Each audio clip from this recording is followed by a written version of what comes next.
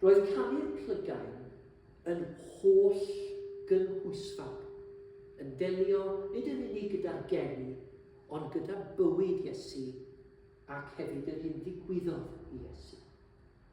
A dwi am droi at y garol nesaf, sydd yn fwy holl gynhwysfawr gan un o emynwyr mwyaf Cymru, sef Dafydd Jones o Gaeog. Nawr, yn y cyfnod, roedd pobl yn yfnod cyn Iesu, roedd pobl yn disgwyl ymlaen yn eiddgar ato fe.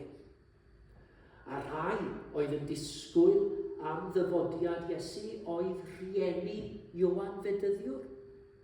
A pan ddaeth Ioan Fedyddiwr a paratoi'r ffordd, roedd ganddo fe ddisgyblion, a disgyblion Ioan Fedyddiwr oedd disgyblion cynhara Iesu Grist. A gallwch chi ddychmygu cyfarchiad disgyblion Iesu i'w cyfeillion oedd Wele cawsom y Meseia.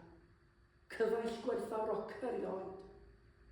Darfu Moses a'r proffwydi ddweud amdano cyn ei ddod, Iesu yw gwir fab Duw, ffrind a ffryddwr dynol rhyw.